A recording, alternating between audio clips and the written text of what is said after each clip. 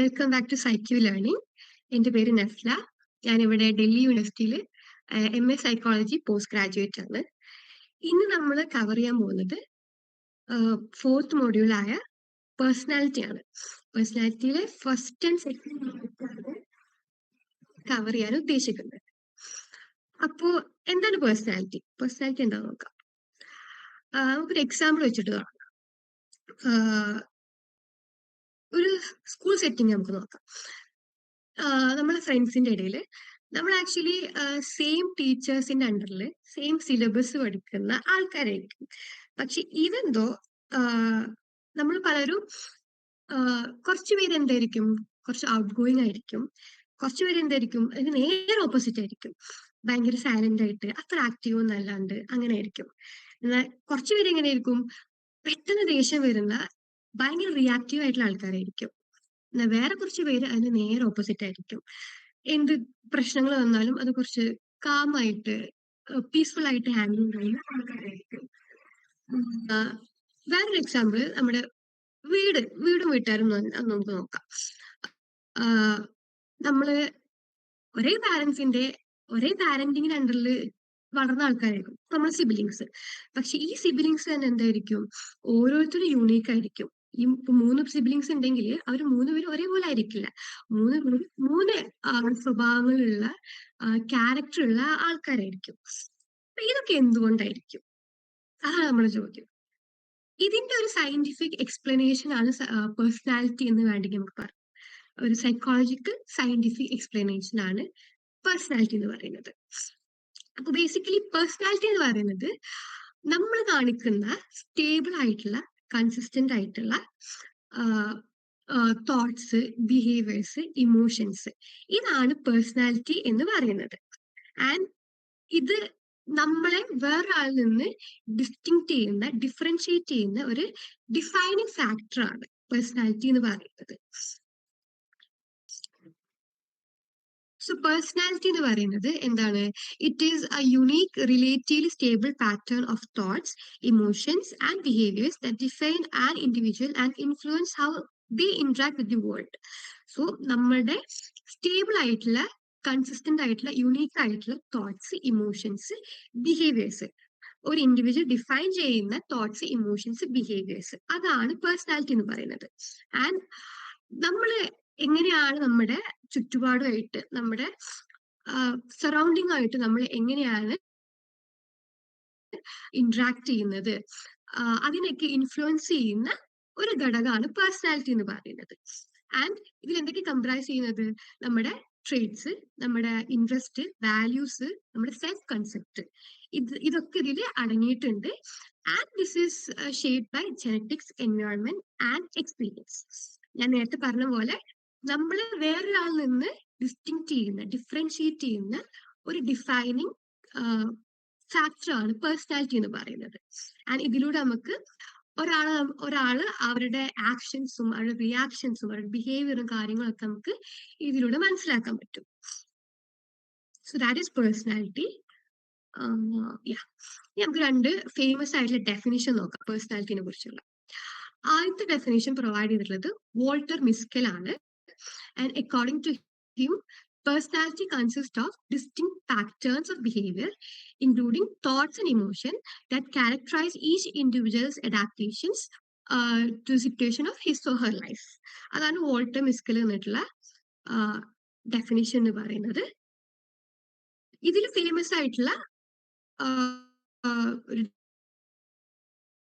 Gordon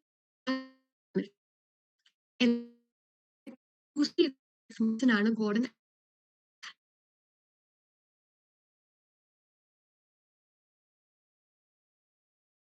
behavior and his thought.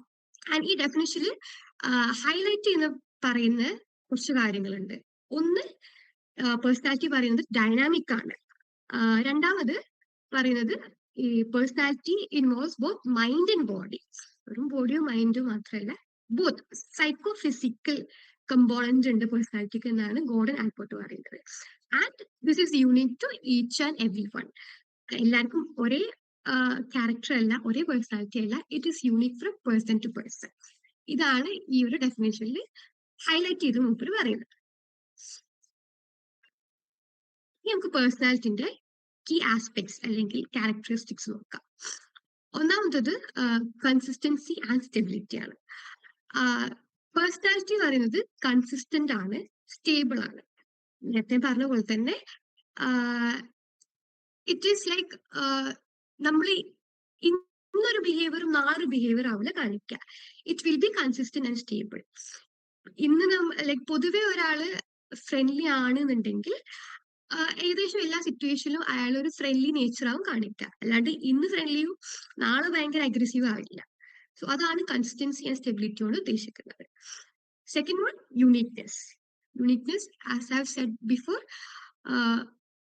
നമ്മള് വേറൊരാളിൽ നിന്ന് distinct ചെയ്യുന്ന ഒരു ഫാക്ടറാണ് പേഴ്സണാലിറ്റി എന്ന് പറയുന്നത്. എന്റെ ക്യാരക്ടർ, എന്റെ പേഴ്സണാലിറ്റി അത് എന്റെ യുണീക്ക് ഒരു ഫാക്ടറാണ്. ഇതേ സെയിം പേഴ്സണാലിറ്റി, ഇതേ സെയിം ക്യാരക്ടർ ആയിരിക്കില്ല വേറൊരാൾക്ക് ഉണ്ടാവുക. There will be some dissimilarities. അതാണ് യുണീക്നെസ് കൊണ്ട് ഉദ്ദേശിക്കുന്നത്. പിന്നെ dynamic in nature. Even though നമ്മൾ പറയും കൺസിസ്റ്റന്റ് ആണ്, സ്റ്റേബിൾ ആണെന്നൊക്കെ നമ്മൾ പറയുമെങ്കിലും still personality is not fixed, fully fixed അല്ല. നമ്മുടെ സറൗണ്ടിങ്സും നമ്മുടെ എക്സ്പീരിയൻസും കാരണം ചെറിയ ചെറിയ ചേഞ്ചസ് സ്റ്റിൽ പേഴ്സണാലിറ്റിയിൽ വരാം. And fourth point is comprehensive. Personality എന്ന് പറയുന്നത് വെറും ബിഹേവിയർ മാത്രമല്ല, rather it includes thoughts, attitudes, നമ്മുടെ വാല്യൂസ് എല്ലാം ഇതിൽ ഇൻക്ലൂഡഡ് ആണ്. സോ കീ ആസ്പെക്ട്സ് പറയുന്നത് എന്തൊക്കെയാണ്? Consistency, stability, uniqueness, dynamic nature and comprehensive. ഇനി എന്തൊക്കെയാണ് പേഴ്സണാലിറ്റിനെ ഇൻഫ്ലുവൻസ് ചെയ്യുന്ന ഫാക്ടേഴ്സ് നോക്കാം. First one is genetics and biology. നമുക്ക് ഇൻഹെറിറ്റ് ചെയ്ത് കിട്ടുന്ന ജീൻസ് നമ്മുടെ പേഴ്സണാലിറ്റിനെ ഇൻഫ്ലുവൻസ് ചെയ്യും. നമ്മുടെ പാരന്റ്സിൽ നിന്നും ഒക്കെ കിട്ടുന്ന ജീൻസ്, ഇൻഹെറിറ്റഡ് ആയിട്ട് കിട്ടുന്ന ജീൻസ്, നമ്മുടെ DNA, ഇതൊക്കെ പേഴ്സണാലിറ്റിനെ ഇൻഫ്ലുവൻസ് ചെയ്യുന്ന ഫാക്ടറാണ്. Second one is environment. അതായത് നമ്മുടെ അപ്ബ്രിങ്ങിങ്, നമ്മുടെ സറൗണ്ടിങ്, നമ്മുടെ ഫാമിലി, നമ്മുടെ കൾച്ചർ, നമ്മുടെ സോഷ്യൽ ഇന്ററാക്ഷൻ, അതായത് നമ്മുടെ ചുറ്റുപാടും ഇതിന് നമ്മുടെ പേഴ്സണാലിറ്റിനെ ഇൻഫ്ലുവൻസ് ചെയ്യാനുള്ള സ്ട്രെങ്ത് ഉണ്ട്. And third factor is experiences. നമ്മൾക്ക് ഉണ്ടാവുന്ന എക്സ്പീരിയൻസ്, നമ്മുടെ ലൈഫിൽ ഉണ്ടാവുന്ന ക്രിട്ടിക്കൽ ആയിട്ടുള്ള ഇവന്റ്സ്, സിറ്റുവേഷൻസ്, നമ്മൾ എൻകൗണ്ടർ ചെയ്യുന്ന റിലേഷൻഷിപ്പും കാര്യങ്ങളൊക്കെ നമ്മുടെ പേഴ്സണാലിറ്റിനെ ഇൻഫ്ലുവൻസ് ചെയ്യാൻ സാധിക്കുന്നതാണ്. സോ ഇൻഫ്ലുവൻസ് ഫാക്ടേഴ്സ്, ഒന്ന് genetics and biology, second one is environment, then experience. ഇനി നമുക്ക് നോക്കാനുള്ളത് പേഴ്സണാലിറ്റി സൈക്കോളജിയിലുള്ള അപ്രോച്ചസ് ആണ്. ഇപ്പം മെയിൻ ആയിട്ട് നമുക്ക് 4 അപ്രോച്ച് ആണുള്ളത്. ഒന്ന് സൈക്കോഡൈനാമിക് അപ്രോച്ച്. ഇതാണ് നമ്മുടെ മെയിൻ തിയറി. പേഴ്സണാലിറ്റി സൈക്കോളജിയിലെ മെയിൻ തിയറിയാണ് സൈക്കോഡൈനാമിക് അപ്രോച്ച് എന്ന് പറയുന്നത്. അത് കൊണ്ടുവന്നുള്ളത് ഫ്രോയിഡ് ആണ്. ഫ്രോയിഡിന്റെ സൈക്കോഡൈനാമിക് തിയറിയാണ് അതിലുള്ളത്. പിന്നെ ഫ്രോയിഡിന്റെ ഈ തിയറിനെ എഗെയിൻസ്റ്റ് ആയിട്ട്, അതിനെ എതിർത്ത് വന്ന അപ്രോച്ചാണ് നിയോ ഫ്രോയിഡൻ അപ്രോച്ച് പറയുന്നത്. അതിൽ കാൾ യുങ് ഉണ്ട്, കാരൻ ഹോർണെ ഉണ്ട്, ആൽഫ്രഡ് ആഡ്ലർ ഉണ്ട്, എറിക് എറിക്സൺ ഉണ്ട്. ഈ 4 പേരുടെ അപ്രോച്ചാണ് നിയോ ഫ്രോയിഡൻ അപ്രോച്ചിലുള്ളത്. Then we have type approach. അതിൽ ഹിപ്പോക്രേറ്റിന്റെ ടൈപ്പോളജി ഉണ്ട്, ഷെൽഡന്റെ ടൈപ്പോളജി ഉണ്ട്, ക്രഷ്മറിന്റെ ടൈപ്പോളജി ഉണ്ട്, പിന്നെ യുങ്ങിന്റെ ടൈപ്പോളജി ഉണ്ട്. അത് കഴിഞ്ഞിട്ട് പിന്നെ വരുന്നത് ട്രേറ്റ് അപ്രോച്ച് ആണ്.